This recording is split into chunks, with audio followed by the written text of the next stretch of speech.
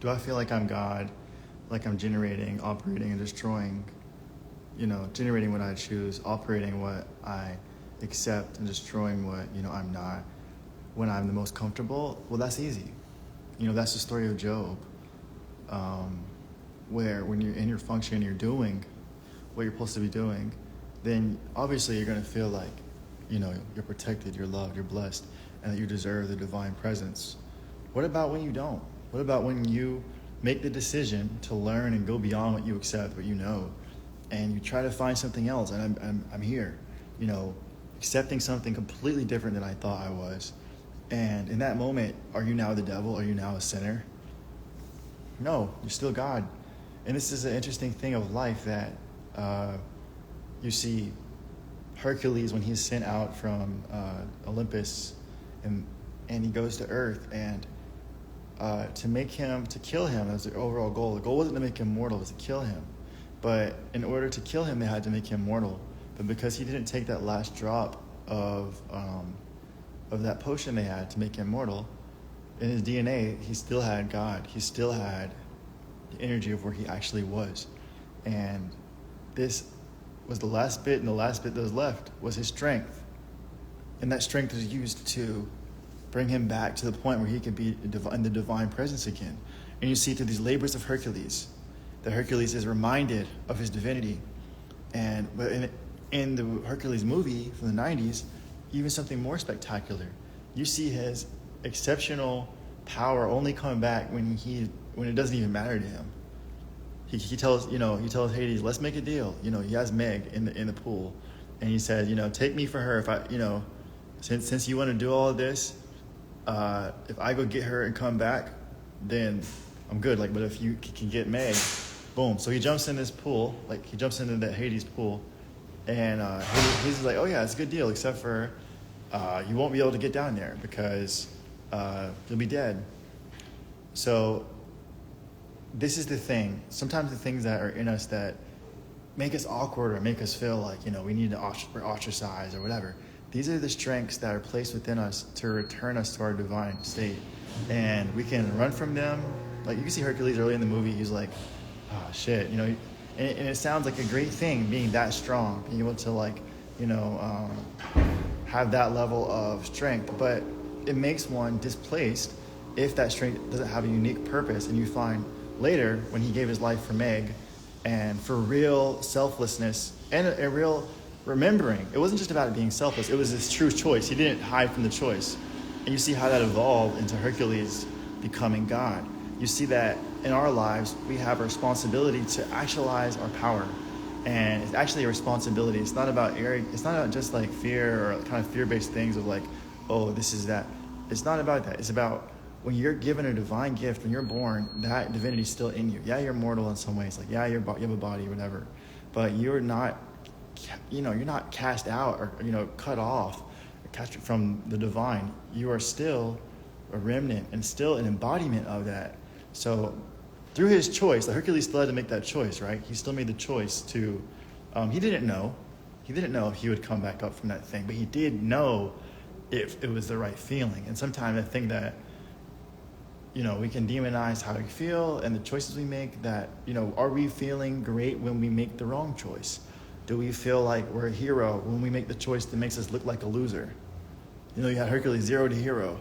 And he wasn't always a hero. He had to become a hero in his own eyes. You see when he had overcome and he conquered, and when he was fighting, and he got all the awards, then they were like, oh yeah. He said, okay, Zeus, I did everything. I did what I'm supposed to do.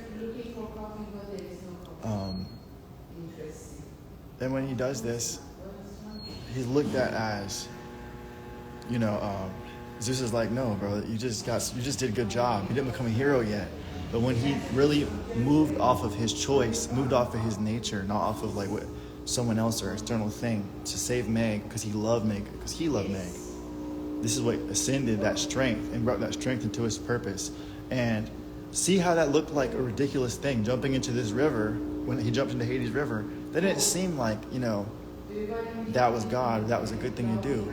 Just like it doesn't seem like it's the right nature It's the right nature. So some of the choices that the divine brings us to be in, or that we choose to be in, they seem opposite of us. They seem like opposite of who we are. They seem opposite of what will be God. But those very choices, those very decisions that are made purely, actually lead us to ourselves. You're not off the base. You're not, you're not off the mark. You're not, You're not off your soul, or not divine, or not in God's presence because you're not, feeling like God. You're more, actually, sometimes. Sometimes you're not going to feel the feeling. Just like you could cash a check, it still takes a couple seconds to show up in your account, right? You could cash that internal check of what you know is right, and it still takes a moment in this life to show up. There's nothing wrong with you that you feel discouraged or afraid. It's what's wrong with you if you choose to accept that as the finality. Of course, Hercules didn't want to jump in there. Of course, Jesus, in the story, when the Hercules didn't want to die. He even said, I don't want to die, bro. I don't want to do this, But accepting what is the most inevitable thing as a choice makes you most powerful. You don't have to do anything you want to do, but you can do everything you want to do and need to do. And this is where I'm at with it. Sometimes that means just returning to what you actually want.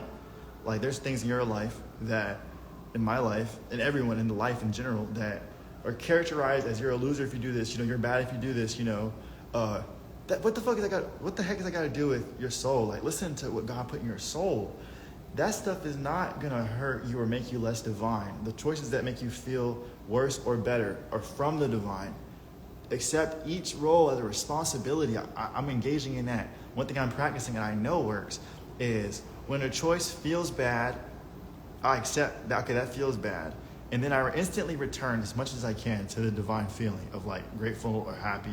But I don't feel like feeling bad is ungrateful necessarily. If someone passed away or someone smacked me or something like that, I'm not going to feel great. And my response is what makes me either divine or choosing not. Sometimes that's no response. Sometimes that's ignoring a situation. Sometimes that's like, how can I look at whatever is going on and decide that this is a purpose-filled opportunity? So DJ Khaled, a new opportunity. There's another story of atonement of your soul, and this is kind of like where we always think of as God, and it is. But there also is another level of this where there's generating, operating, and destroying. I saw Steve Freeman L talk about this. But also, just like there's that generation, there's also a destruction behind that generation, and there's also operation, and there's also a continuity behind that operation. And there's also destruction, and there's a necessary generation behind that. So it goes like in a cycle. But we have a choice, and as long as we empower our choice, we don't got to worry about making the right or wrong choice. How do we look at it as if we are greater or less based on what we feel only, or what we've chosen only, what this reality? It takes time to catch up with our choice. Please continue to make a choice. I'm telling myself today, don't worry about what it looks like. You must make a determinate choice to be who you are. If you feel like you want to be this and want to be that, but I need this to get that, to feel like that. Don't feel like that. Feel like it now. And that's my choice I'm making now. Billionaire Blaine, trillionaire Blaine, whatever that would mean, whatever the access and opportunity that would afford. Well, I'd like to actualize that now. I'd like to look at what would make me feel like that now.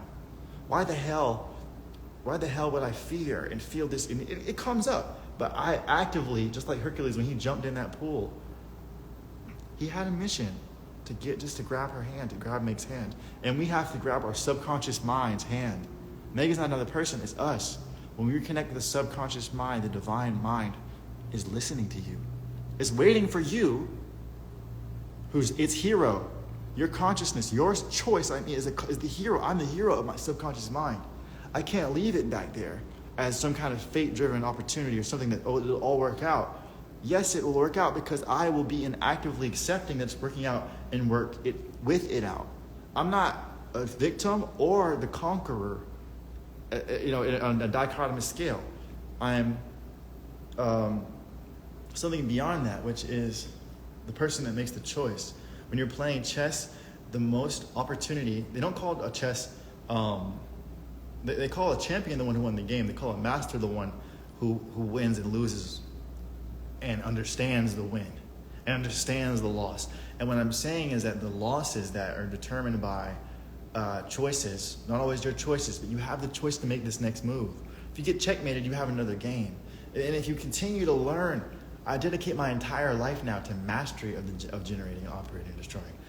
If I lose everything, it shows me there's something more than I thought was everything. If I lose nothing, then I'm confined by what I think I am. We have an opportunity right now, today, to decide. That's what I always understood. People always say it's a great day, stuff like that. And some people that are spiritual say, no, it's not, all these things. And I say, well, you're deciding. And he's deciding too. And if it's an illusion or it's not, if you make a decision, you're the realist. Why do you have to wait on reality to catch up? People are hungry. I've been hungry. So why am I waiting on, you don't wait on the food to grow. You still plant the seeds, but you don't wait on the food to grow. That seed is you. That plant, that tree is you. The choices we make to water those seeds, the choices we make don't determine their growth. They benefit the growth of the seed. But there's a proverb in the Egyptian, and it goes, the seed is not the tree it contains. So to bring it all back home, when you make that choice, when Hercules made that choice to jump in that pool, that was a seed. When you make the choice to step out, to completely fail and look completely ridiculous like I'm doing sometimes, and I'm doing this to master myself. I don't think you need to suffer or choose stuff. You should choose whatever you want. But it's your choice, and I want to empower you today. Like, I want to empower myself. Why the fuck would you choose what you don't want? Choose what you want. Don't feel wrong for choosing it. Peace. Jump in that water, man. Hercules jumped in there. Obviously there's consequences for not doing it and for doing it, but more importantly, don't jump in there. Just know that the choice is yours. It's not anyone else's. I'm telling myself this. I still feel it. When I get down, I sometimes feel like I'm not in my divine. You're just as great. You're just as God. You're just as generator, operator, destroyer when you feel like you're not. Hercules, even in the story, I love this analogy. He didn't always feel like this. He didn't always feel like Hercules. He even felt like, damn, I feel ridiculous. If you're not doing something where you feel ridiculous, maybe you're not challenging yourself enough. The strength is not in what we can put up with, but what we can accept as more. You're more than what you think. I'm more than what I think, or I wouldn't be what I am now. There's a lot of life coming from choices, and I'm abiding in that eternal choice. The awareness of that choice is now.